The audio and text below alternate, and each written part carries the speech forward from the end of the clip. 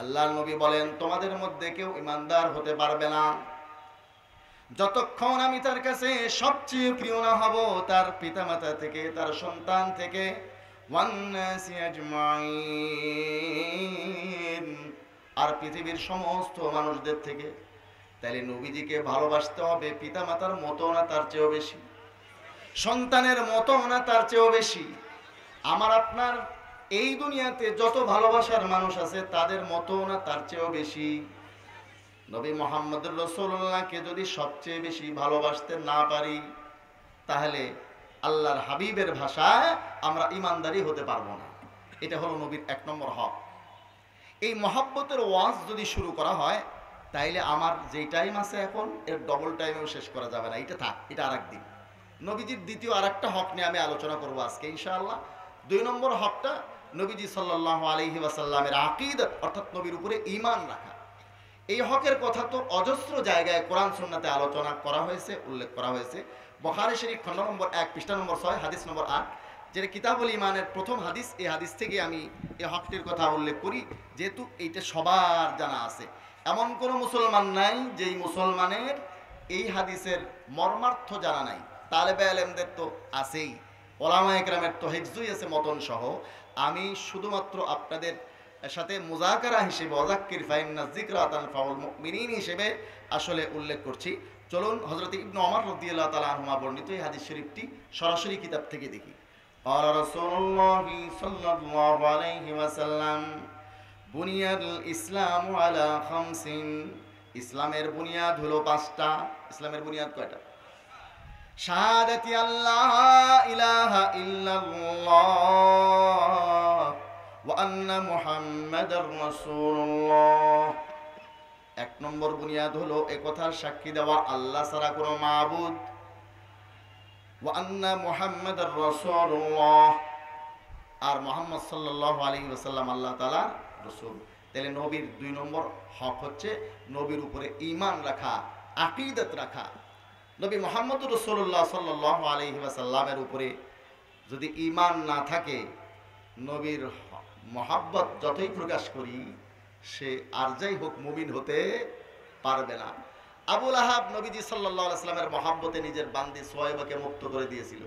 কিন্তু এই 1 নম্বর হক আদায় করার পরে দ্বিতীয় হক আকীদতের প্রসঙ্গ যখন আসছে, ক্বালু লা ইলাহা ইল্লাল্লাহ মুহাম্মাদুর রাসূলুল্লাহ তুফলিহু, সকলেই তোমরা লা ইলাহা ইল্লাল্লাহ মুহাম্মাদুর রাসূলুল্লাহ বড় কামিয়াব হয়ে যাবে। নবীজি সাল্লাল্লাহু আলাইহি ওয়াসাল্লাম এই দাওয়াত দেওয়ার পরে আবু লাহাব এই দ্বিতীয় হক থেকে কেটে পড়েছে।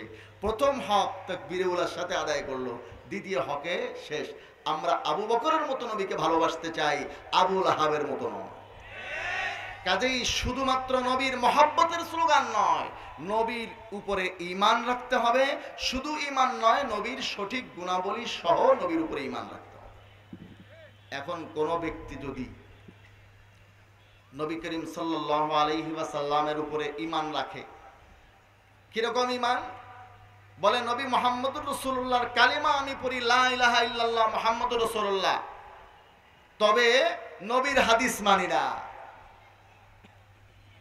এরকম যদি কেউ বলে নবীর হাদিস মানব না, নবী আমার নবী, লা ইলাহা ইল্লাল্লাহ মুহাম্মদুর রাসূলুল্লাহ কালিমা পড়লাম, কিন্তু নবীর হাদিস আমি মানি না। বর্তমানে এরকম একটা গ্রুপ বাইর হইছে, ফিতনার অন্ত নাই। আল্লাহর নবীর হাদিস আমি আপনাদের সামনে পড়েছি, তিরমিজি শরীফ 2য় খণ্ডের 92-93 নম্বর পৃষ্ঠার 2641 নম্বর হাদিস। হযরত আব্দুল্লাহ বিন আমর রাদিয়াল্লাহু তাআলা আনহুমা থেকে বর্ণিত এই হাদিসে আল্লাহ রাসূল সাল্লাল্লাহু আলাইহি ওয়াসাল্লাম ইরশাদ করেন, ওয়া ইন্না বানি ইসরাঈলা তাফাররাকাত আলা সিনতাইনি ওয়া সাবঈনা মিল্লাহ, বনি ইসরাইল তথা ইহুদি আর খ্রিস্টানরা বিভক্ত হয়ে পড়েছিল 72 দলে।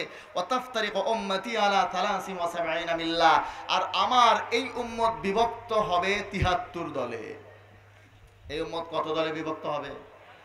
এক জায়গায় বয়ান করতেছিলাম সিরাজগঞ্জ, আমার আগে এক বক্তা ওয়াজ করতেছে, উনি আওয়ামী লীগ, বিএনপি, জাতীয় পার্টি সহ মোটামুটি 73টা দল গুনে দিচ্ছে। ওনার কপাল ভালো, আমি স্টেজে পৌঁছার আগে উনি চলে গেছেন। হাদিসের অপব্যাখ্যা, এটা রাজনৈতিক দলের কথা বলা হয়নি, ইসলাম পালন করা নিয়ে আকীদাগতভাবে বিভেদ করে ইসলামের মধ্যে দল হবে 73টা। তার মধ্যে এক দল হক, বাকিরা কি? বাতিল। এখন কত দল আমাদের মধ্যে হয়েছে এটা আপনি গুনতে চাইলে শেষ করতে পারবেন না, এতগুলো দল আমাদের মধ্যে সৃষ্টি হয়েছে। আহলে হাদিস এক গ্রুপ আছে, আপনারা নাম শুনছেন, আছে না? এরা মূলত লামাযহাবী আহলে হাদিস, এরা না, এরা আহলে হাদিসও না, এরা সালাফিও না, এরা বকরির 3 নম্বর বাচ্চা। এ সম্পর্কে এরা আগে আমি বলছি, আজকে যদি সুযোগ পাই কিছু বলবো। আহলে কোরআন নামে নতুন একটা ফেরকা বাইর হইছে। কি নামে? আহলে কোরআন। এরা বলে আমরা আসুন কোরআন মানি। এখন একজন মুসলমান যখন এই স্লোগান শুনে আসুন আমরা কোরআন মানি, তখন সে মনে করে হ্যাঁ মুসলমানের কোরআন তো মানাই উচিত। এরা তো আর জানে না এই স্লোগানের মধ্যে কি মারাত্মক চক্রান্ত রয়েছে। মুসলমান ভাইরা আমার, যারা বলে তারা কোরআন মানে, আসুন আমরা কোরআন মানি, নিজেদের নাম দিয়েছে আহলে কোরআন, এরা মূলত মুসলমান না, এরা মুসলমান না, এরা মুসলমান না, এরা কাফের, এরা কাফের, এরা কাফের।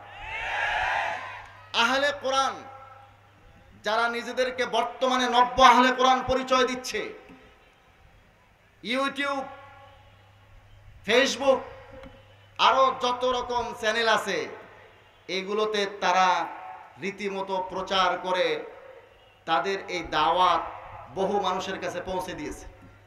সিরাজগঞ্জ সদরের এমপি ছিলেন এই কয়েকদিন আগে, যেই দল চলে গেল আর কি, ওনাদের একজন মহিলা এমপি, উনি কিরকম জানি না, তবে ওনার ভাই পাক্কা আহলে কোরআন। সেখানে আহলে কোরআনদের বিরুদ্ধে সমাবেশ মাহফিল ছিল, মাহফিলে স্টেজে পর্যন্ত আমরা উঠতে পারি নাই, মসজিদে বয়ান করে চলে আসতে হয়েছে। তাদের জোরটা কোথায় চলে গেছে দেখছেন?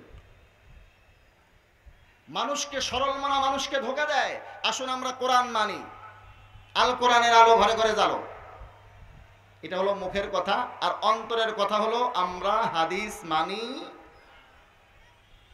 হাদিসকে সরাইতে চায় কেন? ছোটবেলায় একটা কবিতা পড়ছি আমরা, বাপুরাম সাপুরে কোথা যাস বাপুরে, আয় বাবা দেখে যা দুটো সাপ রেখে যা, যে সাপের চোখ নেই শিং নেই নখ নেই, ছোটে না কো হাঁটে না কাউকে যে কাটে না, করে না কো ফোসফাস মারে না কো ডোস ডাস, নেই কোনো উৎপাত খায় শুধু দুধ ভাত, সেই সাপ জানতো গোটা দুই আনতো, তেরে মেরে ডান্ডা করে দেই ঠান্ডা। পড়ছেন না কবিতা? এই কবি কেমন সাপ চায়?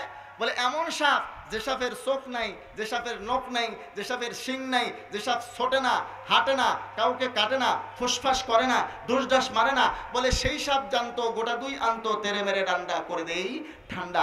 এরকম সাপ চাইতেছে 2-4টা, কেন? তারায়া ধরে আর ডান্ডা পিঠা ঠান্ডা করবে। আরে বেটা, এই সাপ তো এমনিতেই ঠান্ডা, এরে পেটার পিটিয়া ঠান্ডা করতে হয় নাকি? এই আহলে কোরআন আহলে হাদিস একদল বাদ দিছে এজমা কোরআন, এজমা এবং কিয়াস, সাথে সাথে কোরআনের নামটাও তারা বলে না, তারা রাখছে শুধু হাদিস। আর একদল আসিয়া সব বাদ দিয়া এই লামাযহাবী শায়েখদের বাড়াবাড়ির কারণে এই আহলে কোরআন নামে, কোরআন রিসার্চ ফাউন্ডেশন নামে এই বাতিল ফেরকাটা সৃষ্টি হয়েছে। হুমকি আছে তাদের পক্ষ থেকে আমার, তোমরা আমাদের কি করবা? এই সামান্য জানটা নিতে পারবা, কিন্তু জীবনের শেষ বিন্দু রক্ত থাকা পর্যন্ত বাতিলের বিরুদ্ধে আমরা বলতেই থাকবো, বলতেই থাকবো, বলতেই থাকবো, বলতেই থাকবো।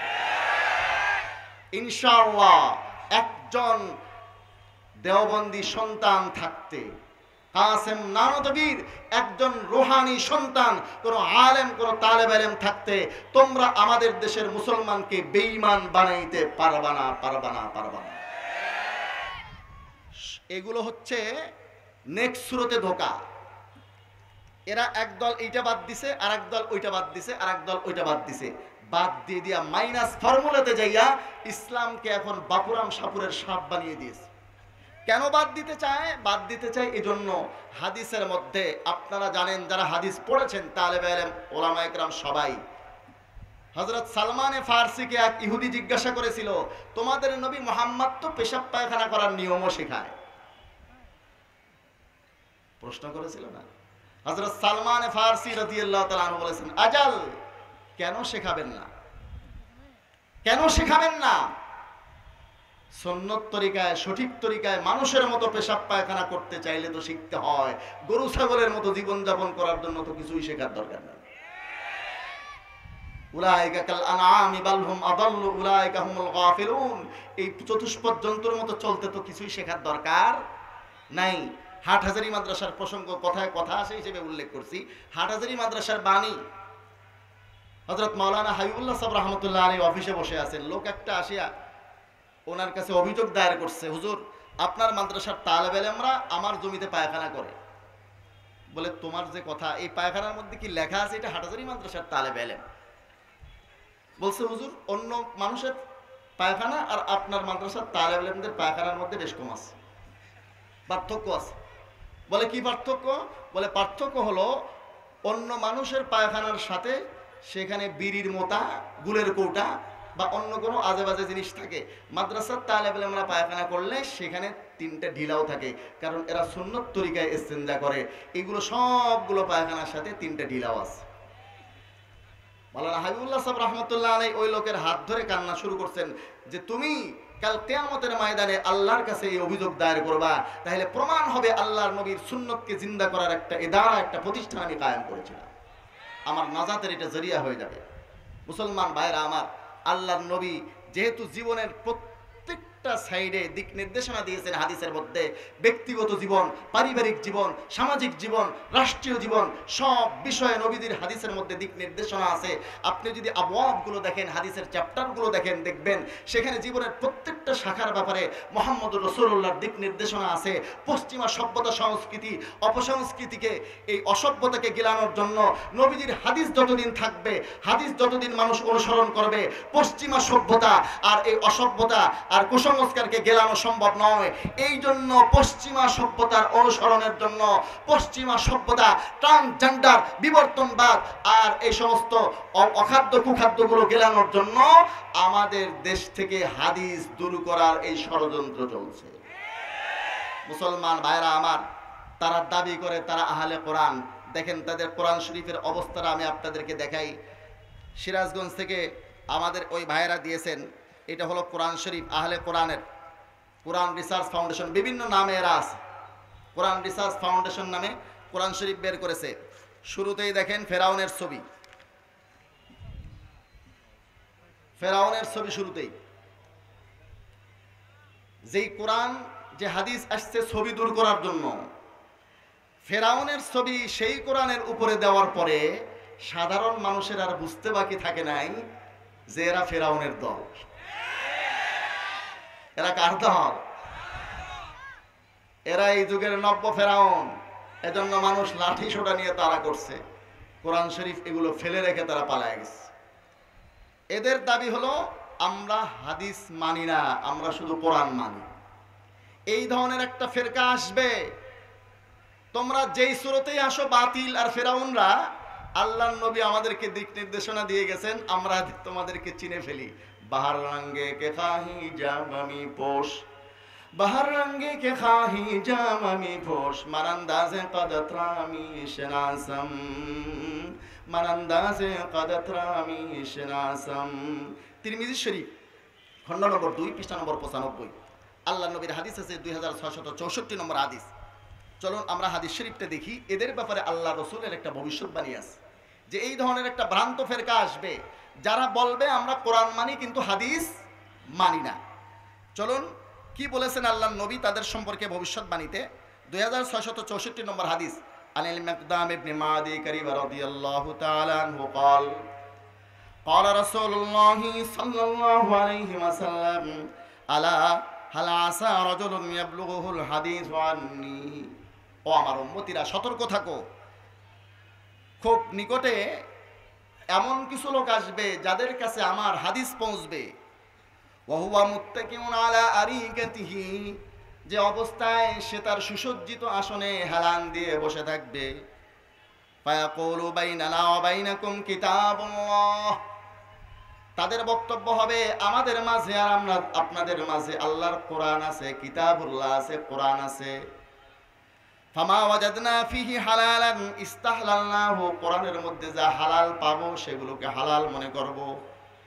ওয়ামা ওয়াজাদনা ফিহি হারামান হারামনাহু, কোরআনের মধ্যে যেগুলোকে হারাম পাই সেগুলোকে হারাম মনে করব। হাদিস মানব না, এটা হবে তাদের বক্তব্য। মানবে কোরআন, হাদিস মানবে না। আল্লাহর নবী বলেন এরা বাতিল। ওয়া ইন্নামা হারামা রাসূলুল্লাহি কামা হারামাল্লাহ, অথচ আল্লাহর রাসূল যেগুলোকে হারাম করেছেন সেগুলো ওইরকমই মানতে হবে যেগুলো আল্লাহ হারাম করেছেন সেগুলো যেমন মানতে হয়। নবী মুহাম্মদ রাসূলুল্লাহ এ ব্যাপারে সতর্ক করে গেছেন। নবীজির সাহাবী আব্দুল্লাহ বিন মাসউদ, যার ফিকহের উপরে ফিকহে হানাফির বুনিয়াদ, আব্দুল্লাহ বিন মাসউদ রাদিয়াল্লাহু তাআলা আনহু, তার সাথে এক মহিলা ওই যুগে আব্দুল্লাহ বিন মাসউদের যুগে বাহাস করতে আসছিল। এই বাহাসের ঘটনাটা শুনবেন, মুনাজারার ঘটনা। বুখারী শরীফ খণ্ড নম্বর 2 পৃষ্ঠা নম্বর 727, পৃষ্ঠা নম্বর 725, হাদিস নম্বর 4886, 4886। গুগল ইন্টারনেটে এই নাম্বারে আপনি হাদিস শরীফটি পাবেন। বুখারী শরীফ খণ্ড নম্বর 2 পৃষ্ঠা নম্বর 725, হাদিস নম্বর 4886। এটা হলো গুগল ইন্টারনেটের নাম্বার। আর আপনি যদি মেইন কিতাবের নাম্বার খুঁজেন 4697 নম্বর হাদিস হিসেবে পাবেন। আর গুগল ইন্টারনেটে আছে 4886 নম্বর হাদিস হিসেবে।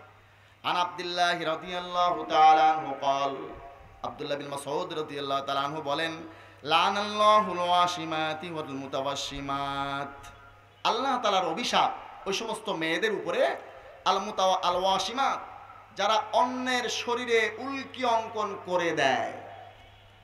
উল্কি বুঝেন? ট্যাটো, ট্যাটো খোদাই করে নাম লেখে, ডিজাইন করে, বুঝেন না? ট্যাটো, এই যে আপনার বিউটি পার্লারগুলো আছে না, পার্লার যেগুলো আবিষ্কার হয়েছে, এই পার্লার লাগে এখন মানুষের সুসজ্জিত হইতে। আল্লাহ তাআলা হেফাজত করেন। পার্লারে কি হয় না হয়, আবার পার্লারওয়ালারা খেপে যাবে আমার উপরে, এমনি তো শত্রুর অভাব নাই। এই পার্লারগুলোতেও এই সমস্ত ফালতু এবং অনইসলামিক কাজকর্মগুলো হয়। আল্লাহর নবীর হাদিস বলেছেন হযরতে আব্দুল্লাহ বিন মাসউদ, যে যারা অন্যের শরীরে উল্কি ট্যাটো অঙ্কন করে দেয়, এই সমস্ত মহিলাদের উপর আল্লাহর অভিশাপ। ওয়াল মুতাওয়াশিমাত, যারা উল্কি অঙ্কন করে নেয় তাদের উপর অভিশাপ। ওয়াল মুতানাম্মিসাত, যে সমস্ত মেয়েরা ভুরু উপড়াইয়া ফেলে, ভুরু উপড়াইয়া ভুরুর চুল উপড়ে সৌন্দর্য বর্ধনের চেষ্টা করে, ভুরু ব্লক করে। ওয়াল মুতাফাল্লিজাতি লিল হুসনি, যে সমস্ত মেয়েরা সৌন্দর্য বৃদ্ধির জন্য নিজের দাঁতগুলোর মধ্যে ফাঁসা সৃষ্টি করে। আল মুগায়্যিরাতি খালকাল্লাহ, যারা আল্লাহর সৃষ্টির মধ্যে পরিবর্তন করে। এই যে ট্রান্সজেন্ডারও এর অন্তর্ভুক্ত। আল্লাহ তাআলা বানাইছে পুরুষ, সে হইতে চায় মহিলা। আল্লাহ তাআলা বানাইছেন মহিলা, সে হবে পুরুষ। এই ধরনের ট্রান্সজেন্ডার, তারপরে সমকামিতা, এগুলো সবগুলো আল মুগায়্যিরাতি খালকাল্লাহর অন্তর্ভুক্ত। আল্লাহ তাআলা হেফাজত করেন। এই ধরনের কাজকর্ম যারা করে তাদের উপরে আল্লাহর অভিশাপ। ফাবালাগা যালিকা ইমরাতাম মিন বনি আসাদ, হযরত আব্দুল্লাহ বিন মাসউদের এই হাদিস বনু আসাদ গোত্রের এক মহিলার কাছে পৌঁছে গেল। ইউকালু লাহা উম্মু ইয়াকুব, যেই মহিলাকে উম্মে ইয়াকুব নামে ডাকা হতো, এই মহিলার কাছে এই হাদিস পৌঁছে গেল।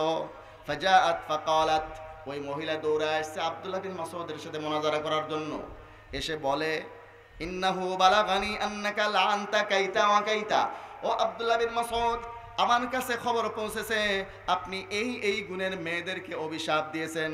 ফাকালা, তখন আব্দুল্লাহ বিন মাসউদ তার উত্তরে বললেন, ওয়ামা লিলা আনানু মান লানা রাসূলুল্লাহ সাল্লাল্লাহু আলাইহি ওয়াসাল্লাম, আমি কেন তাদেরকে অভিশাপ দিব না যাদেরকে আল্লাহর রাসূল অভিশাপ দিয়েছেন। ওমান হুয়া ফি কিতাবিল্লাহ, আর যার অভিশাপের কথা আল্লাহর কোরআনে আছে।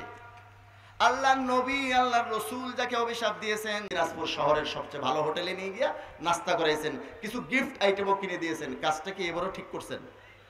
এবারও কাজ ঠিক হয়নি। এই সব কিছু পাওয়ার অধিকার ডাক পেও নেন না। যে চিঠি লিখছে আপনার সেই প্রেমাস্পদ পদের অধিকার এগুলো। মুসলমান ভাইরা আমার যে সমস্ত ভাইয়েরা এখন দাবি করছে তারা কোরআন মানে হাদিস মানে না, তারা মনে করে নবীর দায়িত্ব কোরআন শুধু পৌঁছে দেওয়া, হাদিস এটা নবীর দায়িত্ব না, কোরআনের ব্যাখ্যা করা নবীর দায়িত্ব না, এজন্য কোরআন মানবো হাদিস মানবো না, এরকম যারা বলে তারা রসুলকে ডাকপেয়নের মতো মনে করে, তারা রসুলের উপরে রসুল হিসেবে ঈমান রাখে না। অতএব তারা কাফের, তারা কাফের, তারা কাফের, তারা মুসলমান না। মুসলমান ভাইরা আমার, আমি আকায়েদ নিয়ে কথা বলতেছি, মাসাইল নিয়ে তো অনেকদিন বললাম। আকায়েদুল ইসলাম, হাকায়েকুল ইসলাম। ইসলামের আকীদা হলো ইসলামের হাকিকত। এই যে মান্তিকিরা বলে ইনসানের হাকিকত হলো হায়ওয়ানে নাতেক। আপনি এখানে হায়ওয়ানে নাতেকের জায়গায় সাহেল বলবেন, এটা ঘোড়া হয়ে যাবে। নাহেক বলবেন, এটা গাদা হয়ে যাবে। কথা ঠিক না? হাকিকত চেঞ্জ। গাদা লবণের খনির মধ্যে পড়েছে, লবণ হয়ে গেছে, পাক থাকবে না, নাপাক হবে। পাক হয়ে যাবে। এখন তো সে লবণ, হাকিকত চেঞ্জ হয়ে গেছে। মুসলমান ভাইরা আমার, ইসলামের আকায়েদগুলো হলো ইসলামের হাকিকত। আকীদা যদি ঠিক না থাকে, আপনার নামাজ, দোয়া, তাহাজ্জুদ, তেলাওয়াত সবকিছু ঠিক আছে, আকীদা ঠিক নাই। এক লোক বলে গেছে ডাক্তারের কাছে যা বলেন, ডাক্তার সাহেব একটু আসেন, আমার আব্বা যেন কেমন কেমন করতেছে। ডাক্তার সাহেব এসে চেক করে দেখে বললেন, আপনার আব্বার সবকিছু ঠিক আছে, তার হাত ঠিক, তার পা ঠিক, তার নাক ঠিক, তার কান ঠিক, তার সবকিছু ঠিক। বলে সমস্যা কোথায়? বলে সমস্যা সামান্য একটু। কি সেটা? বলে শুধু রূহটা নাই। সমস্যা কি সামান্য না মারাত্মক? সব কিছু ঠিক আছে, আকীদাটাই গন্ডগোল। তাহলে নামাজ দোয়া ঠিক থেকে কোনো লাভ আছে? আমিন জোরে বললেন, আস্তে বললেন, নাই বললেন, নামাজ হবে। হাত একবার উঠান, তিনবার উঠান, নামাজ হবে। বুকে বাঁধেন, নাভির নিচে বাঁধেন, নামাজ হবে। মিলাদ করলেও কি, না করলেও কি, কিন্তু আকীদায় যদি গন্ডগোল হয় তাইলে তো মুসলমানই থাকবে না। এজন্য আকীদার উপরে আরেকটু বলি, আল্লাহ নবীর উপরে শুধু নবী হিসেবে, রসুল হিসেবে ঈমান আনলেও হবে না, নবীর সঠিক গুণাবলীর উপরে ঈমান আনতে হবে। আমার আপনার নবীর একটা গুণ হলো খাতামুন নবিয়্যিন। আমাদের নবী সর্বশেষ নবী। সূরা আহজাব আয়াত নম্বর 40 আল্লাহ পাক রব্বুল আলামিন বলেন, মা কানা মুহাম্মাদুন আবা আহাদিম মিন রিজালিকুম ওয়ালাকিন রাসূলুল্লাহি ওয়া খাতামান নবিয়্যিন। মুহাম্মদ তোমাদের কোনো প্রাপ্তবয়স্ক পুরুষের পিতা নন, তবে তিনি আল্লাহর রাসূল এবং সর্বশেষ নবী। আমাদের নবীর পরে আর কোনো নবী আসবে না।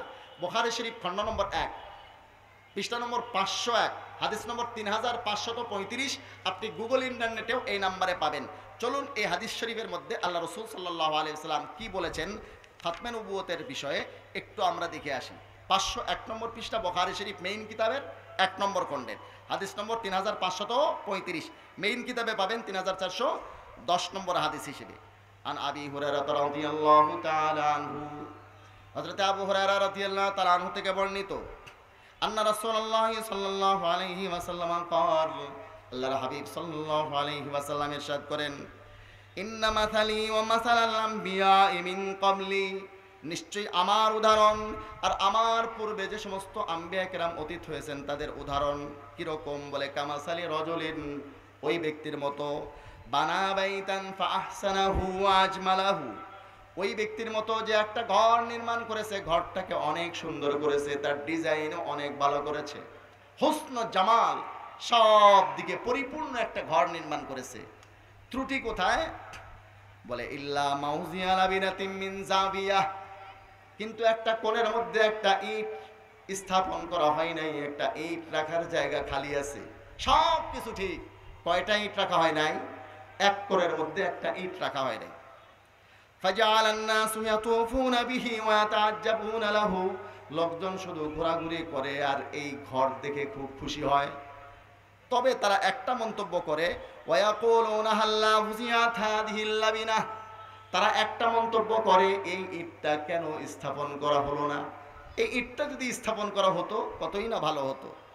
আল্লাহর হাবিব সাল্লাল্লাহু আলাইহি ওয়াসাল্লাম ইরশাদ করেন, ক্বালা ফা আনাল লাবিনাতু, বলে আমি সেই সর্বশেষ ইট, ওয়া আনা খাতামুন নবিয়্যিন, আর আমি সর্বশেষ নবী। এই সর্বশেষ ইটটা রাখার পরে আর ইট রাখার জায়গা আছে? আর ইট রাখার জায়গা আছে? অতএব আর কোন নবী হতে মুসলমান ভাইরা আমার, আমাদের দেশে একটা গ্রুপ আছে আহমদিয়া মুসলিম জামাত, এরা আসলে কাদিয়ানী। আমরা সবসময় স্লোগান দেই, ইসলামের শত্রুরা হুঁশিয়ার সাবধান, ইসলামের শত্রুরা হুঁশিয়ার সাবধান, স্লোগান দেই না? ইসলামের শত্রুরা ঠিকই হুঁশিয়ার সাবধান আছে, আমরাই হুঁশিয়ার সাবধান নাই। কাদিয়ানীরা আগে কাদিয়ানী নামে প্রচার করত, এখন কাদিয়ানী শব্দ তারা বলে না, তারা বলে আহমদিয়া মুসলিম জামাত। খ্রিস্টানরা তাদের খ্রিস্টবাদের প্রচার খ্রিস্টান মিশনারি নামে করত, এখন তারা প্রচার করে ঈসাই মুসলিম নামে। একজন আমাকে বই দেখালো, জান্নাতে যাওয়ার সরল পথ, বইটা লিখছে খ্রিস্টান, নাম দিছে মুসলমান টাইপের। এই বইটা যদি কেউ পড়ে, পড়ার আগে জান্নাতি থাকলেও পড়ার পরে সে কিভাবে জাহান্নামে ঢুকে যাবে টেরও পাবে না, চট করে জাহান্নামে ঢুকে যাবে। ওই যে একজন বলছিলেন আমি আশপাশেই আসি, চট করে ঢুকে পড়বো, এই লোকটাও জাহান্নামের আশপাশেই থাকবে, বইটা পড়ার পরে চট করে কোথায় ঢুকে পড়বে? জাহান্নামে ঢুকে পড়বে, সে টেরও পাবে না। এরা হুঁশিয়ার আছে, সাবধান আছে, আমি আর আপনি হুঁশিয়ার সাবধান নাই। এরা ঈসাই মুসলিম নামে প্রচার করে। আপনাদের এই দিনাজপুর জেলা অনেক বড় জেলা। দিনাজপুরের লোকজন সম্পর্কে আমার ধারণা ছাত্র জীবন থেকেই ভালো। যতগুলো ছেলেদের দিনাজপুরের আমাদের সাথে পড়ছে সব ভদ্র ছেলে, ভালো ছেলে। দিনাজপুরের লোকজন সম্পর্কে ধারণা অনেক ভালো, কিন্তু অতিরিক্ত নরম হওয়াতে ফিতনার আখড়া এখানে বাড়ছে। অতিরিক্ত সোজা হওয়া আর এক ভেজাল। আপনাকে 7, 5, 14 এটা 12 ঢুকায় ধরাই দিবে যে হুজুর আপনি একটা জিনিস কিনছেন 7 টাকা দাম, আর একটা জিনিস কিনছেন 5 টাকা দাম, 7, 5, 14 টাকা, আপনি হুজুর মানুষ 2 টাকা কম দিয়ে না। আসলে 7, 5, 14 টাকা হয়, এরকম তো বুঝাই দিবে আমাদেরকে। দিনাজপুরের লোক অতিরিক্ত সরলতার কারণে আজকের এই দিনাজপুর জেলাতে 722টা খ্রিস্টানদের গির্জা আছে। 722 জন খ্রিস্টানই যেখানে উদ্বেগের ব্যাপার, সেখানে দিনাজপুর জেলাতে 722টা খ্রিস্টানের গির্জা আছে। আল্লাহ তাআলা হেফাজত করেন। এত হুঁশিয়ার এরা। আহমদিয়া মুসলিম জামাত যাদেরকে বলা হয়, এরা মূলত কাদিয়ানি, এরা কাফের, কোনো সন্দেহ নেই তাতে। কারণ তারা গোলাম মোহাম্মদ কাদিয়ানিকে নবী মানে। আপনি এটা বুঝেন, সবাই বুঝে। প্রশাসনের লোকদেরকে আমরা বারবার এটা বোঝাইতে চেষ্টা করি, তারা বোঝে না। কেন বোঝে না সেই প্রসঙ্গে একটু পরে আসতেছি। আগে কাদিয়ানির একটু দাস্তান আপনাদেরকে শোনাই। কাদিয়ানি কিরকম সাইজের ভণ্ড নবী, সরাসরি তার লিখনির থেকে তাকে বাতিল প্রমাণ করতে পারবেন আপনি। যার বাড়ি, ওরই জুতা ওরই মাথায় মারবেন। বাড়ি যার, জুতাও তার, মাথাও তার। কাদিয়ানিকে বাতিল প্রমাণ করার জন্য কোরআন হাদিসের দলিল তো আছেই, কিন্তু এগুলো লাগবে না। আপনি শুধুমাত্র কাদিয়ানির লেখা দিয়ে তাকে ওই বৈঠকে বাতিল প্রমাণ করে দিয়ে উঠে আসতে পারবেন। ক্ষমতা নাই কাদিয়ানিদের তাকে বাতিল হওয়ার থেকে বাঁচায়। আপনাকে সে তথ্য আমি দিচ্ছি কাদিয়ানির বই থেকে। চলো, আমার কাছে যেই কিতাবটা এখন দেখতেছেন, এটা আসলে কাদিয়ানির লেখা, তার নিজের লেখা কিতাব, রুহানি খাজাইন। আমার হাতে যেটা আছে রুহানি খাজাইন, কাদিয়ানির লেখা বই সমগ্র। তার নিজের হাতের লেখা বইগুলো এখানে একত্রিত করে তারাই ছেপেছে। এবং এইটা উপরে লিখতেছে 23 নম্বর খণ্ড, ইংলিশে লেখা, দেখছেন 23 নম্বর খণ্ড ইংলিশে লেখা। আচ্ছা, এই খণ্ডটার আমি 299 নম্বর পৃষ্ঠায় যাচ্ছি। কয়েকটা উদাহরণ দিব। এমন উদাহরণ দিচ্ছি যেগুলো বোঝার জন্য ডক্টরেট করতে হয় না, মাদ্রাসায় পড়তে হয় না, আলেম হতে হয় না, হাফেজ হতে হয় না। একটু সাধারণ জ্ঞান আছে এরকম যে কোনো মানুষ তাকে বাতিল বুঝতে পারবে। এরকম কিছু তথ্য আমি আপনাকে তার বই থেকে দিব। রুহানি খাজাইন, খণ্ড নম্বর 23, পৃষ্ঠা নম্বর 299, মনে রাখবেন। লালমনিরহাটে এক জায়গায় গেলাম, সেখানে দেখি তালেবে আলেমদের সবার হাতে ওই কাগজ কলম, তারা নোট করে। তো নোট করা, আল ইলমু সাইদুন ওয়াল কিতাবাতু কায়দুন, এইটা আমাদের আসলে শান ওলামায়ে কেরামের। এটা নোট রাখবেন, নাইলে মুখস্থ রাখেন। বেশি হাওলা তো দিচ্ছি না, 2-4টা মুখস্থ রাখতে পারবেন। রুহানি খাজাইন, খণ্ড নম্বর 23, পৃষ্ঠা নম্বর 299। এখানে লিখতেছে, দেখেন, তারিখ দা লোগ জানতে হ্যাঁ, যারা ইতিহাস জানে তারা এই কথা ভালো করেই জানে कि आपके घर में 11 लड़के पैदा हुए थे और सब के सब फौत हो गए थे। जो রাসূলুল্লাহ সাল্লাল্লাহু আলাইহি ওয়াসাল্লামের ঘরে 11 জন ছেলে সন্তান হয়েছিল, 11 জন ছেলে হয়েছে, আর এই ছেলেগুলো হুজুরের জীবদ্দশায় ইন্তেকাল করেন। আপনারা কি জানেন রাসূলুল্লাহ সাল্লাল্লাহু আলাইহি ওয়াসাল্লামের ছেলে কি 11 জন ছিল? ছিল 11 জন। সে বলতেছে এটা ইতিহাসে লেখা আছে। কোন ইতিহাসবিদ বলবে তো দূরে থাক, কোন একজন আলেম, কোন একজন ইতিহাসবিদের কলম থেকে, জবান থেকে, মুখ থেকে হঠাৎ করে ভুল চক্রেও কোনোদিন বাহির হয় নাই নবী করিম সাল্লাল্লাহু আলাইহি ওয়াসাল্লামের 11 জন ছেলে ছিল।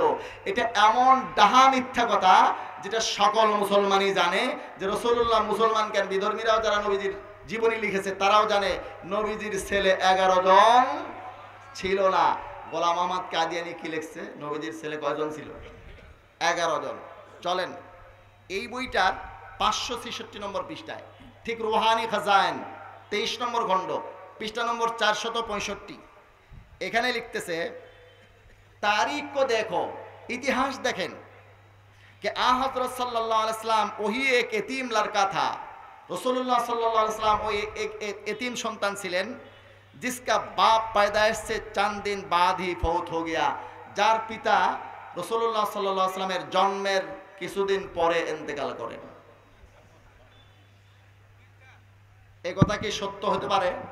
ভুলেও কেউ লিখছে কোনো জায়গায় ইতিহাসে, কিন্তু গোলাম আহমদ কাদিয়ানী বলতেছে ইতিহাসবিদরা এই কথা ভালো করেই জানে রসুল্লাহ সাল্লাল্লাহু আলাইহি ওয়াসাল্লাম ওই এতিম ছেলে ছিলেন যার পিতা তার জন্মের কিছুদিন পর ইন্তেকাল করেন। হুজুরের পিতা হুজুরের জন্মের আগেই ইন্তেকাল করেছেন, সে লেখলো কিছুদিন পরে ইন্তেকাল করছে। এটা এমন ডাহা মিথ্যা কথা যার সপক্ষে কোনো ধরনের ভুল ভ্রান্তি করে লিখছে যে এরকমও কোনো ইতিহাস নাই। চলেন গোলাম আহমদ কাদিয়ানীর রুহানি খাজাইন খণ্ড নম্বর 3 পৃষ্ঠা নম্বর 140, এখান থেকে একটা উদ্ধৃতি দেখেন। 140 নম্বর পৃষ্ঠা, এখানে লিখতেছে 3 নম্বর খণ্ডের रूहानी खजाइन खंड नंबर 3 पृष्ठ नंबर 140, एखाने लिखतेছে और मैंने कहा कि 3 शहरों का नाम एजाज के साथ कुरान शरीफ में दर्ज किया गया है। যে আমি বলছি যে 3টি শহরের নাম বড় সম্মানের সাথে কোরআন শরীফে উল্লেখ রয়েছে, মক্কা और মদিনা और কাদিয়ান। 3টা শহরের নাম কোরআন শরীফে বড় সম্মানের সাথে বলে উল্লেখ আছে, মক্কা মদিনা আর কাদিয়ান। হাফেজে কোরআন আছেন আর সাধারণভাবে সব মুসলমানই আমরা কোরআন শরীফ পড়ি, কোরআন শরীফে কাদিয়ান শব্দ উল্লেখ আছে। সে বলতেছে বড় সম্মানের সাথে 3টা শহরের নাম উল্লেখ আছে, তার মধ্যে একটা হলো কাদিয়ান। এটা এমন ডাহা মিথ্যা কথা যেটা বোঝার জন্য কোন রকম এলেম কালামের দরকার নাই। মুসলমান ভাইরা আমার, রুহানি খাজাইন খণ্ড নম্বর 5, এখানে একটা কথা সে লিখছে, সেটা আমি একটু পরে বলি। আগে প্রশাসনের ভাইয়েরা এদের ব্যাপারে বোঝে না কেন এবং কিভাবে তারা ধোঁকা দেয় তাদের একটা কৌশল সম্পর্কে আপনাদেরকে অবগত করি। আমরা রাষ্ট্রীয়ভাবে তাদেরকে অমুসলিম ঘোষণার দাবি করি। রাষ্ট্রীয়ভাবে তাদেরকে অমুসলিম ঘোষণা করাটা এটা প্রত্যেকটা মুসলমানের ঈমানের দাবি। কি বলেন, ঠিক না? যদি তাদেরকে অমুসলমান ঘোষণা না করা হয় সমস্যা কোথায়? তারা মুসলমান নাম দিয়ে যখন বইপত্র লেখে, ভুলক্রমে এই বই পড়িয়া ওই যে মানুষ পড়ার আগে জান্নাতে থাকে কিন্তু পড়ার পরে চট করে কোথায় ঢুকে পড়ে? জাহান্নামে ঢুকে পড়ে। এই কাফেরদেরকে, অমুসলিমদেরকে রাষ্ট্রীয়ভাবে অমুসলিম ঘোষণা না করার কারণে তাদের সাথে ছেলে মেয়ে বিবাহ দিয়া ফ্যামিলি ধ্বংস হয়। তাদের উপাসনালয়ে গিয়ে নামাজ পড়ে নিজেদের নামাজকে ধ্বংস করে। এরকম কয়টা গুনবো, অনেক সমস্যা। এজন্য তারা যদি আমাদের দেশের নাগরিক হয় আমাদের দেশেই থাকবে। আমরা বলি না আমাদের দেশ থেকে তারা চলে যাক। যেরকম খ্রিস্টানরা আমাদের দেশের নাগরিক হলে আমাদের দেশেই থাকবে, ইহুদিরা আমাদের দেশের নাগরিক হলে আমাদের দেশেই থাকবে, বৌদ্ধরা আমাদের দেশের নাগরিক হলে আমাদের দেশেই থাকবে, হিন্দুরা সব ধর্মাবলম্বীরা আমাদের দেশের নাগরিক হিসেবেই থাকবে। মুসলিম পরিচয়ে না, তাদের নিজস্ব ধর্ম পরিচয়ে, নিজস্ব ধর্ম পরিচয়ে, মুসলিম পরিচয়ে তাদের এদেশে থাকার কোনো অধিকার নাই। ঠিক কাদিয়ানীরা আমাদের দেশের নাগরিক হলে আমাদের দেশেই থাকবে। আমরা তাদেরকে বের করে দিতে বলি না, তবে তাদের নিজস্ব ধর্ম পরিচয়ে থাকতে হবে। মুসলমান পরিচয়ে এদেশে থাকার তাদের কোনো অধিকার না। মুসলমান ভাইরা আমার, আমাদের সকলের ঈমানের দাবি, অন্তরের দাবি। এটা কোনো রাজনৈতিক ইস্যু না। সব কিছুকে রাজনৈতিক ইস্যু বলে দাবায় দেওয়া ঠিক না। যেহেতু আমাদের দেশের প্রাইম মিনিস্টার ছিলেন মুসলমান, এখন বর্তমান প্রধান উপদেষ্টাও মুসলমান, কাজেই তাদেরকে রাষ্ট্রীয়ভাবে অমুসলিম ঘোষণার দাবি, আগে দাবি ছিল আমাদের প্রধানমন্ত্রীর চেয়ার থেকে উঠতে হবে, ঠিক এখনো আমাদের দাবি হলো প্রধান উপদেষ্টার চেয়ার থেকে রাষ্ট্রীয়ভাবে তাদেরকে অমুসলমান ঘোষণা করার দাবি উঠতে হবে। মুসলমান ভাইরা আমার, মুসলমান যেদিকে এখন বিশ্ব যাচ্ছে সেদিকে। আমেরিকাতে ট্রাম্প বিজয়ী হয়েছে মুসলমানদের ভোটে। কাদের ভোটে? মুসলমানদের ভোটে সে বিজয়ী হয়েছে। আগামীর দিন, আগামীর বিশ্ব ইসলামের বিশ্ব, আগামীর বাংলাদেশ ইসলামের বাংলাদেশ ইনশাআল্লাহ। কাজেই শতকরা 90-95 ভাগ মুসলমানের ঈমানের দাবি রাষ্ট্রীয়ভাবে কাদিয়ানীদেরকে অমুসলমান ঘোষণা করা। হযরত শেখুল ইসলাম আহমদ শফী সাহেব রহমতুল্লাহ আলাইহির জীবনের শেষ তামান্না তিনি বলে গেছেন, রাষ্ট্রীয়ভাবে কাদিয়ানীদেরকে অমুসলমান ঘোষণা দেখে যেতে চান। শুনেন না আপনারা? আমাদেরও সকলের ঈমানের দাবি, আমরা কাদিয়ানীদেরকে রাষ্ট্রীয়ভাবে অমুসলমান ঘোষণা করা দেখতে চাই। এরা বোঝে না, আমরা যতবার দাবি করি তারা কাদিয়ানীদেরকে ডাকে। এরা তো বড় ধূর্ত। ওই যে বললাম, ইসলামের শত্রুরা হুঁশিয়ার, সাবধান, ঠিকই আছে। যখন এদেরকে ডাকে, এই তোমরা বলে অমুসলিম, তোমাদেরকে অমুসলমান ঘোষণা করার দাবি করছে হুজুররা, বলে দেখেন আমাদের ব্যাপারে যদি আপনাদের সন্দেহ থাকে আগের থেকে, তাইলে এখন নগদে আপনাদের সামনে আমরা কালিমা পড়তেছি, কালিমা লা ইলাহা ইল্লাল্লাহু মুহাম্মাদুর রাসূলুল্লাহ। কালিমা পড়ে কাদিয়ানীরা প্রশাসনের লোকজনের সামনে এরা চিন্তা করে, ও এই হুজুররা তো ফালতু, এরা তো আস্থা আভ্যন্তরীণ দ্বন্দ্ব। মুসলমানদের মিলাদ কিয়ামের পক্ষে বিপক্ষের যেরকম দুইটা গ্রুপ আছে, আমিন জোরে হাসতের যেরকম দুইটা গ্রুপ আছে মুসলমানদের মধ্যেই, ঠিক এরকম ভাবে কাদিয়ানী আর গায়রে কাদিয়ানী এটাও মুসলমানদের আভ্যন্তরীণ দ্বন্দ্ব মনে করে তারা রাষ্ট্রীয়ভাবে অমুসলিম ঘোষণা করে না। আবার এদেরকে ডাকে বলে, এই হুজুররা আপনারা যে বললেন এরা কাফের, এরা তো কালেমা পড়ে, কালিমা গো মুসলমানদেরকে আপনারা কাফের বলেন কেমনে?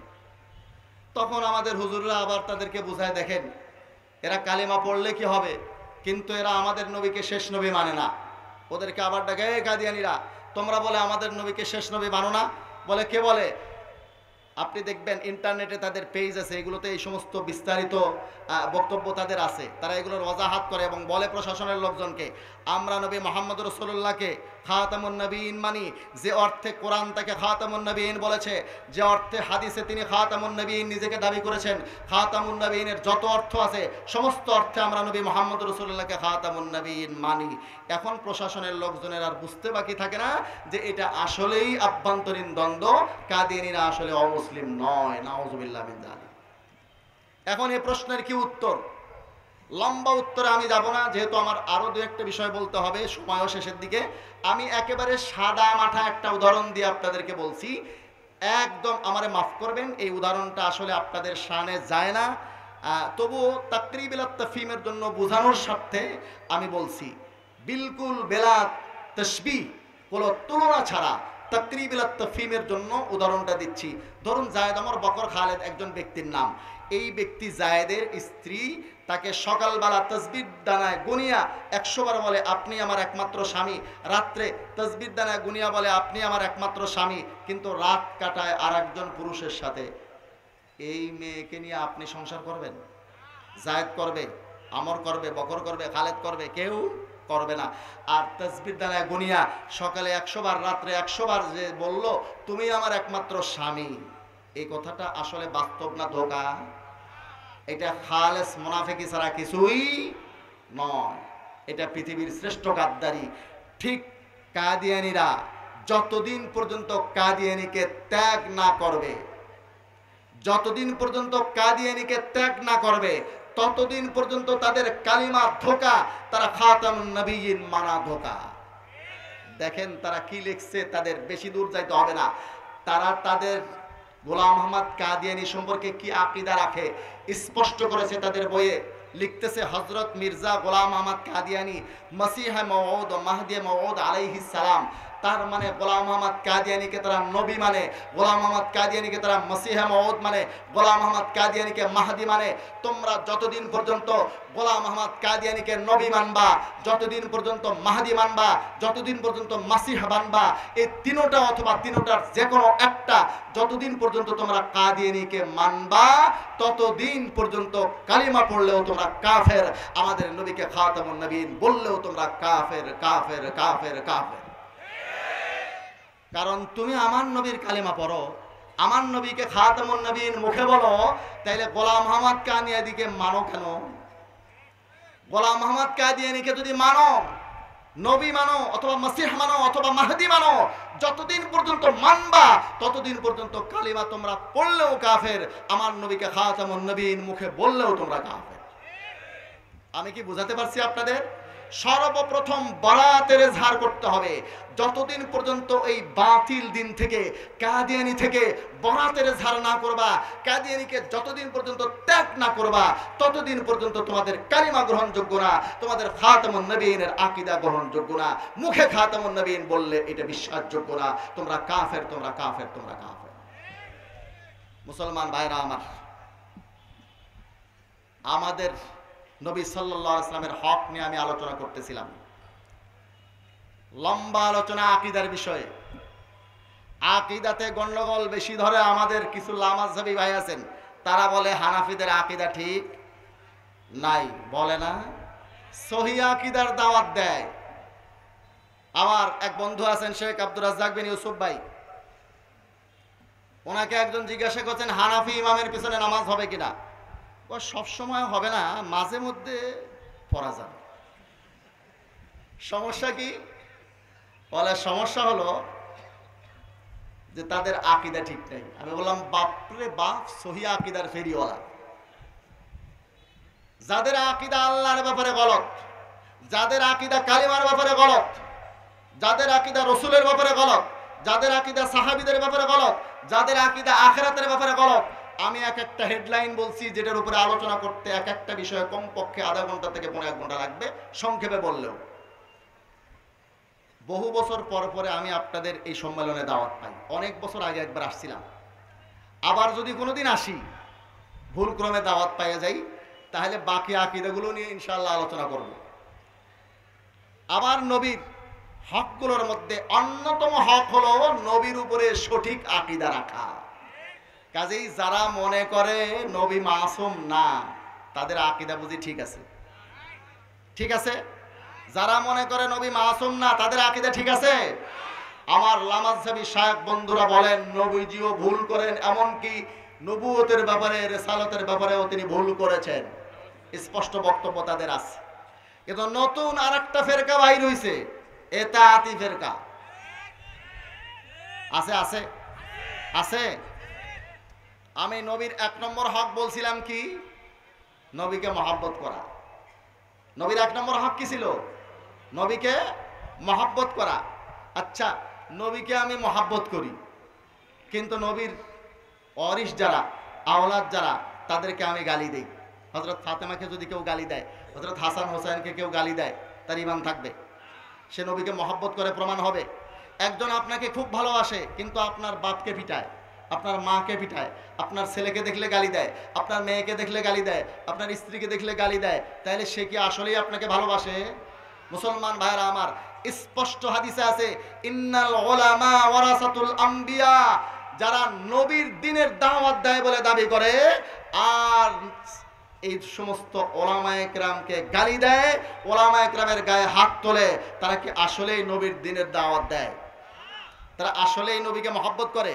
মুসলমান ভাইরা আমার, নবীর মহব্বতের দাবি করে নবীর ওয়ারিসদের সাথে যারা থাকে না, নবীর ওয়ারিসদেরকে যারা গালি দেয়, তারা কখনো নবীকে মহব্বত করার দাবি করতে পারে না। এখন আসুন, আমাদের এই এতাআতি ভাইরা, তারা হযরত মাওলানা সাদ কান্দালভি হাফিজাহুল্লাহ তাআলার ওয়া হাদাহুল্লাহ তাআলার এতাআত করেন। তারা আল্লাহর দ্বীনের তাবলীগ করেন না, তারা তাবলীগ করেন মাওলানা সাদ সাহেবের নজরিয়ার চিন্তাধারা। এরা এইটাকে বিএনপি আওয়ামী লীগের মতো রাজনৈতিক দল বানিয়েছে। আমরা এই দলে আছি, বাস এই দল করব। সাদ সাহেবের বিরুদ্ধে বললে তারা বলে যে এইটা গীবত শিকায়েত করতেছে। গীবত শিকায়েত কোনটা হারাম সেটা ওলামায়ে কেরাম মানুষকে শেখায়, আপনি ওলামায়ে কেরামকে শিখাতে আসিয়েন না।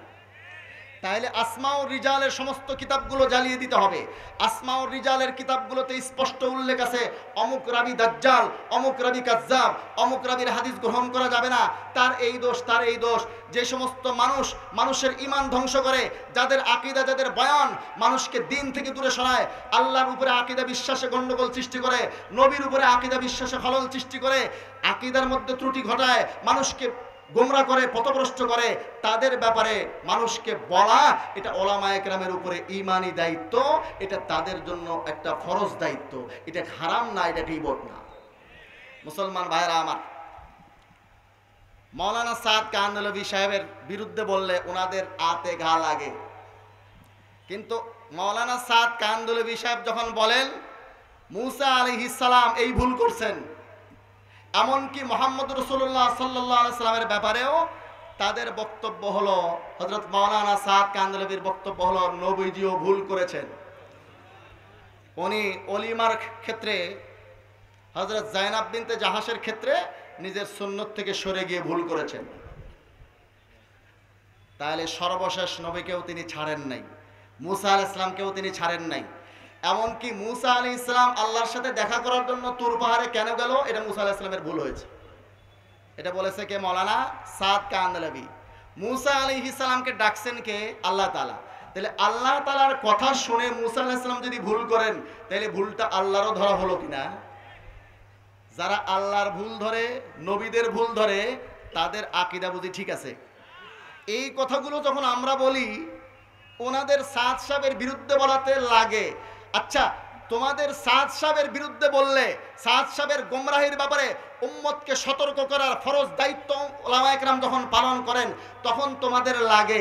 কিন্তু মুসা আলাইহিস সালামের মতো পয়গম্বর, আমার আপনার নবী মুহাম্মদ রাসূলুল্লাহর উপরে যখন আঘাত করে, লাঠির আঘাত করে সাদ কান্দলভি, তখন আমাদের অন্তরে লাগে না? তখন আমাদের অন্তরে লাগে না? আমাদের হৃদয়ে পথে এটা আঘাত করে, যেহেতু নবীর ইসমতের আকীদা আমরা রাখি, আম্বিয়া কেরামের মাসুমিয়তের আকীদা আমরা রাখি। মুসলমান ভাইরা আমার, কিন্তু আম্বিয়া কেরামের হুরমত আর সম্মানের দরকার নাই, তাদের ওয়ারাসাতুল আম্বিয়ার সম্মানের দরকার নাই, তাদের দরকার মাওলানা সাদ কান্দলভি। মুসলমান ভাইরা আমার, এগুলো কথা যখন তাদেরকে বলা হয়, তারা আগে বলতো এগুলো মাওলানা সাদ কান্দলভি বলেন নাই। এখনো দুই রকম কথা বলতেছে। একবার বলে এগুলো কাটপিস, মাওলানা সাদ কান্দলভি আসলে এই সমস্ত কথাবার্তা বলেননি। আবার যখন আমরা প্রমাণ দেখাই, এই দেখো বলেছেন, তখন তারা বলে উনি 4 বার রুজু করছেন। তারপরেও আপনাদের বিশ্বাস হয় না? উনি রুজু করছেন 1 বার, 2 বার, 3 বার, 4 বার, এক ভুল বারবার করে, বারবার রুজু, বারবার করে, বারবার রুজু, বারবার করে, বারবার রুজু। মুরগি মার্কা তওবা, মুরগি সকালে পায়খানা খায়, আসিয়া মাথায় এরকম করে, আর খাবো না, আর খাবো না, দেখছেন না? আবার আসিয়া এরকম করে, আর খাবো না, আর খাবো না, দেখছেন? একবার করিয়া ভুল করিয়া আবার সেই একই কথা, একবার করিয়া আবার সেই একই কথা, একবার করিয়া আবার সেই একই কথা বলে। ঠিক আছে, আমি রুজু করলাম, পরে বয়ানে আবার ওই একই কথা বলতেছে। এই রুজুর কোনো দাম আছে? সাদপন্থীদের কথা মনে রাখবেন, এখানে জুবায়ের পন্থী বলে কোনো দল নাই। আমরা মাওলানা জুবায়ের সাহেব হাফিজাহুল্লাহ তাআলার ইতাআত করি না, তার দল করি না, আমরা আল্লাহর দ্বীনের তাবলীগ করি। কাজেই বলতে হবে, একদল হকপন্থী, একদল বাতিলপন্থী, একদল হকপন্থী আর একদল সাদপন্থী। এখানে বৈষম্যের ধোঁয়া উঠানো হচ্ছে বলে ধোঁকা দেওয়া হচ্ছে, বৈষম্যের কথা বলে। বৈষম্য হয় কোথায়? দুইটাই হক দল, এক দলকে সুযোগ কম দিয়েছেন, এক দলকে বেশি দিয়েছেন, বৈষম্য হবে। আমিও নাগরিক, আপনিও নাগরিক, বৈষম্য হবে। মুসলমান ভাইরা আমার, একদল বাতিল আর একদল হক, এখানে বৈষম্যর প্রসঙ্গে ওঠে কোথায়? বাতিলরা যতদিন পর্যন্ত তাদেরকে হক প্রমাণ করতে না পারবে, মার্কাজে থাকার অধিকার তাদের নাই, কাকরাইলে থাকার অধিকার তাদের নাই, টঙ্গীর মাঠে ইজতেমা করার অধিকারই তাদের না। মুসলমান ভাইরা আমার, বৈষম্যের শিকার তো আমরা, যে আমাদেরকে পূর্ণ অধিকার থেকে বঞ্চিত করে ওদেরকেও কিছু দেওয়া বলে থাকে। এই ধরনের গুন্ডাগিরি করে দ্বীনের তাবলীগ করা যায় না। আল্লাহ পাক রব্বুল আলামিনের স্পষ্ট বক্তব্য হলো, ওলামায়ে কেরামকে ওলামায়ে কেরাম যেটাকে হক বলবে সেটা হক, ওলামায়ে কেরাম যেটাকে বাতিল বলবে সেটা বাতিল। অতএব আমরা তাবলীগ করব কোন দিকে? ওলামায়ে কেরাম যেদিকে আছেন সেই দিকে। এই বাতিল সাদপন্থী যারা যেদিকে আছে সেই দিকে আমরা থাকবো না। মুসলমান ভাইরা আমার, 2টা হাদিসের হাওয়ালা দিব, বুখারী শরীফ জিলদে সানির এবং বুখারী শরীফ প্রথম খণ্ডের এবং মুসলিম শরীফ দ্বিতীয় খণ্ডের। মুসলিম শরীফ দ্বিতীয় খণ্ডের এই হাদিস শরীফটা 77 নম্বর পৃষ্ঠায় উল্লেখ রয়েছে। হযরতে আবু হুরায়রা থেকে বর্ণিত এই হাদিস আমরা ঘটনামূল তো সবাই জানি, বাংলাটা সবার জানা আছে। আন আবি হুরায়রা আনিন নবী সাল্লাল্লাহু আলাইহি ওয়াসাল্লাম قال, হযরতে আবু হুরায়রা থেকে বর্ণিত, আল্লাহর নবী সাল্লাল্লাহু আলাইহি ওয়াসাল্লাম বলেন, বাইনামা ইমরাতানি মাহুমা ইবনাহুমা দুইটা মেয়ে একসঙ্গে বসে আছে, তাদের সঙ্গে তাদের ছেলেরাও আছে। যা আদিবু, এই অবস্থায় বাঘ আসলো। বাঘ আসিয়া একজনের, পুরো আরবি পড়তে গেলে সময় লাগবে, একজনের ছেলেকে নিয়ে চলে গেল। একজন বয়সে একটু বড় ছিলেন আর একজন একটু ছোট। হযরত দাউদ আলা নবীনা আলাইহিস সালাতু ওয়াত তাসলিমের কাছে যখন মোকদ্দমা দায়ের করা হলো, ফাতাহাকামা ইলা দাউদ আলাইহিস সালাতু ওয়াস সালাম, তো হযরতে দাউদ আলাইহিস সালাম কোনো করিনা দেখে ফাকাযা বিহি লিল কুবরা, বয়স্ক মেয়েটাকে ছেলেটা দিয়ে দিলেন। এই ফয়সালা করে ফাখরাজাতা আলা সুলাইমান ইবনে দাউদ আলাইহিমাস সালাতু ওয়াস সালাম, দুনো মহিলা আসছে হযরত সুলাইমানের সামনে। হযরত সুলাইমান বলছে, আমার আব্বা কি ফয়সালা করেছেন? বলে এরকম ফয়সালা, বড়জনকে দিয়ে দিয়েছেন। উনি বলছেন, আমার কাছে তো বিকল্প একটা ফয়সালা আছে। সব শুনছেন, শুনে উনি বুঝতে পেরেছেন আসলে এখানে কোনো গন্ডগোল আছে। বলে, আমার কাছে বিকল্প আর একটা ফয়সালা আছে। কি ফয়সালা? ফাকাল তুই নিবি সুকিন, চাকু আনো তো, চাকু আনো। বলে, এই ছেলেটা কেটে আমি দুটুকরো করে দিই, অর্ধেক দেব বড়টাকে, অর্ধেক দেব ছোটটাকে। তখন বড়টা আর কিছু কয় না, বড়টা চুপ, বড়টা চুপ। ছোটটা কি বলে? ফাকালাতিস সুগরা লা, বলে না না না, কখনো না, এই ছেলেকে আপনি চাকু দিয়ে কাটতে পারবেন না। ইরহামুকাল্লাহ, আল্লাহ আপনার উপরে রহম করেন। আপনি চাকু আনবেন না, একে কাটবেন না। এই ছেলে বেঁচে থাক, আমার কাছে না থাক, এই ছেলে আমার না। ছোটটা বলে, এই ছেলে তার, এটা আমার। এই বড় বোনের বয়স্ক যে মেয়েটা আছে তার দিকে ইশারা করে বলে, মেয়েটা ওর, ওকে দিয়ে, ছেলেটা ওর, ওকে দিয়ে দেন, আমাকে দেবেন না। সন্তানটাও বেঁচে থাক, আমার কাছে না থাক, ওই মেয়ের কাছে থাক, তবুও সে বেঁচে থাক। হযরত সুলাইমান আলাইহিস সালাম তখন ফয়সালা করে দিলেন ছোটটার জন্য, যে ছেলে ছোটটা। মুসলমান ভাইরা আমার, কেন দিয়েছেন? কারণ তিনি লক্ষ্য করেছেন ছোট মেয়েটার সন্তানের প্রতি, এই ছেলের প্রতি যে দরদ, বড়টার সেই দরদ নাই। বড়টা চাইতেছে, আমার ছেলেকে তো বাগে নিয়েছে, ছোটটাকে কেটে সুলাইমান টুকরো করবে, আমারও ছেলে থাকবে না, ওরও ছেলে থাকবে না। ইন্নাল বালাইজা আম্মাত হাম্মাত, মুসিবত দুইজনের উপরে আসলে একটু হালকা হবে। সে চাইতেছে ছেলেটা যে কোনো রকমে কাটা যাক, আমার ব্যথাটা একটু হালকা হবে। কিন্তু ছোটটায় দেখছে সন্তান তো আমার, একে কেটে দুই টুকরা করে অর্ধেক মরা সন্তান নিয়ে আমি কি করব? আমার ছেলে তার কাছে থাক, তবুও পৃথিবীতে বেঁচে থাক, জীবিত থাক।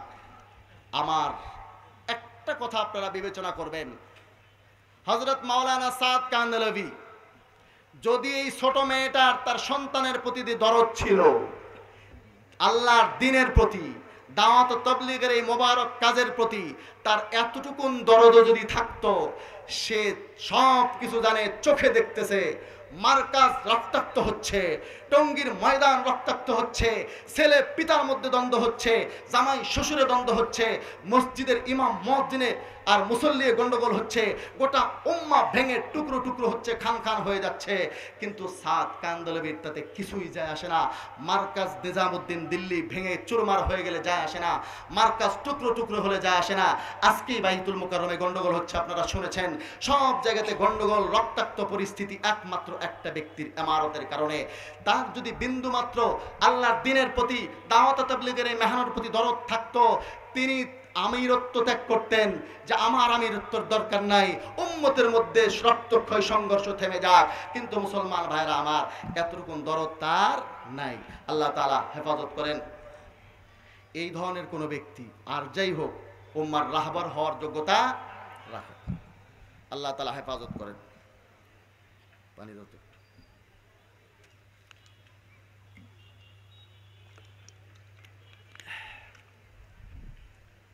সর্বশেষ একটা হাদিস, বুখারী শরীফ খণ্ড নম্বর 1। তো বলতেছিলাম, এই ধরনের সাংঘাতিক, উনি হক বাতিল রুজু আর যাই বলেন আপনি, বলুক না বলুক, কিন্তু উনি যে সাংঘাতিক ক্ষমতালোভী, এই কথাটা প্রমাণিত নাকি প্রমাণিত না? এই ধরনের সাংঘাতিক ক্ষমতালোভী কোনো ব্যক্তি আমির হওয়ার যোগ্যতা রাখে না। এখন আমাদের কিছু ভাইদের একটা প্রশ্নের আমি উত্তর দেব, সোয়ালে মুকাদ্দার, যেটা আমাদের ভাষায় বলে। অনেক ভাইকে আমি বলেছি, ভাই আপনি সাতপন্থীদের সাথে আছেন কেন? হুজুর আমি সব বুঝি। হক্কানি ওলামা মাশায়েখ, এত হক্কানি ওলামা মাশায়েখ আছেন, এই দল যে হক এটা বুঝতে আমাদের আর বাকি নাই। কিন্তু আমি তাবলীগের কাজ পেয়েছি এই অমুক মুবাল্লিগের মাধ্যমে। দাওয়াত ও তাবলীগের এই মেহনতে আমি আসছি অমুকের মাধ্যমে। আবার অনেকে বলেন যে অমুক বেচারার হাতে অনেক মানুষ তো হেদায়েতের পথে আসছে, তাইলে কি উনি বাতিল হন? তাদের জন্য এই অ্যান্টিবায়োটিক। বুখারী শরীফ খণ্ড নম্বর 1 পৃষ্ঠা নম্বর 431, হাদিস নম্বর 2966, এটা মেইন কিতাবে। আর আপনি যদি গুগল ইন্টারনেটে দেখেন 3063 নম্বর হাদিস হিসেবে পাবেন। 3063 গুগলে। একজন ব্যক্তি এক যুদ্ধে, জিহাদে খুব কাফেরদেরকে হত্যা করতেছে, একে মারে ওকে মারে, হাজারো কাফেরদেরকে হত্যা করছে, কিন্তু শেষ পর্যন্ত আত্মহত্যা করছে। আত্মহত্যা করলে সে জান্নাতে যায় না জাহান্নামে যায়? আল্লাহর নবী তখন এই হাদিস বলেছেন। রাসূল করিম সাল্লাল্লাহু আলাইহি ওয়াসাল্লাম এই হাদিস শরীফটা ইরশাদ করেছেন। একটু নম্বরে বোধহয় আমার ভুল হয়েছে, নাম্বারটা আমি আরেকটু সংশোধন করে দিচ্ছি। 2966 বলছে, এটা 65 হবে। আর আপনি যদি গুগলে চান তাহলে 3062 নম্বর, 3062 নম্বর হাদিস হিসেবে পাবেন। ইন্নাল্লাহা লা ইউআইয়িদু হাদা দ্বীন বির-রাজুলিল ফাজির, যে আল্লাহ তাআলা এই দিনের সহযোগিতা অনেক সময় ফাজের, ফাসিকের মাধ্যমেও নেন। মানে প্রত্যেক দায়ী হেদায়েতের উপরে হওয়া জরুরি না। যেই দাওয়াত দেয় দায়ী, সেই যে হকের উপরে, এটা হওয়া জরুরি নয়। আল্লাহর রাসূলের ভাষায় এমনও অনেক মানুষ থাকবে যার দাওয়াতে লাখো মানুষ, হাজারো মানুষ হেদায়েতের পথে সে জান্নাতি হবে, কিন্তু সে নিজে হবে জাহান্নামী। কাজী সাদ সাহেবের জাদু বয়ান শুনে অনেক মানুষ নামাজ ধরছে, এই কথাগুলো আপনি আমাকে বুঝাইতে পারবেন না, যেহেতু তার বক্তব্যে ওনার আকীদা যে গলত, উনি যে গোমরাহির দিকে মানুষকে দাওয়াত দেন, এটা ক্লিয়ার, এটা দিবালোকের ন্যায় স্পষ্ট। কাজেই আল্লাহ রসুলের এই হাদিস আমাদের সামনে, যে আল্লাহ তাআলা অনেক সময় ফাসিক, ফাজের, গোমরাহ, পথভ্রষ্ট মানুষ দ্বারা দ্বীনের দাওয়াতের কাজ নেন। একজন মানুষ দাওয়াত দেবে, তার দাওয়াতে সাড়া দিয়ে হাজারো মানুষ জান্নাতি হবে, কিন্তু সে নিজে হবে জাহান্নামী। অতএব কারো মাধ্যমে আমি যদি দ্বীনের দাওয়াতের পথে এসেও থাকি, এখন সে তাআতি হয়ে গেছে, গোমরাহির পথে আছে, এজন্য আমার তার সাপোর্টে থাকতে হবে, এটা জরুরি না। ওলামায়ে হক্কানীদের সাথে আমরা থাকবো। একটা অফারের কথা বলছিলাম, এটা আর বলা হলো না, এটা ইনশাআল্লাহ আগামীতে আল্লাহ পাক রব্বুল, আমার সময় শেষ বলবো। তিরমিজি শরীফের হাদিস, হযরত আনাস রাদিয়াল্লাহু তাআলা আনহু বলেন, মান আহাব্বা সুন্নতি ফাকাদ আহাব্বানি ওয়া মান আহাব্বানি কানা মাই ফিল জান্নাহ। যে ব্যক্তি আমার সুন্নতকে মহব্বত করলো, সে আমাকেই মহব্বত করলো, যে আমাকে মহব্বত করলো সে আমার সাথে জান্নাতে থাকবে। মান থেকে শিখলা আউয়াল, শিখলা আউয়ালের মধ্যে হদ্দে আওসাত সোগরার মাহমুল হয়, কোবরার মওজু হয়। আপনি এখানে মান আহাব্বা সুন্নতি ফাকাদ আহাব্বানি ওমান আহাব্বানি কানা মাই ফিল জান্নাহ, এই ফাকাদ আহাব্বানি ওমান আহাব্বানি হদ্দে আওসাত ফেলে দেন, নতিজা হবে মান আহাব্বা সুন্নতি কানা মাই ফিল জান্নাহ, যে আমার সুন্নতকে মহব্বত করবে সে আমি নবীর সাথে জান্নাতে থাকবে। আজকের এই কওমি সম্মিলিত কওমি পরিষদ দিনাজপুরের এই সম্মেলন থেকে আমরা উদ্যোগ নিই, এখন থেকে প্রতিজ্ঞা করি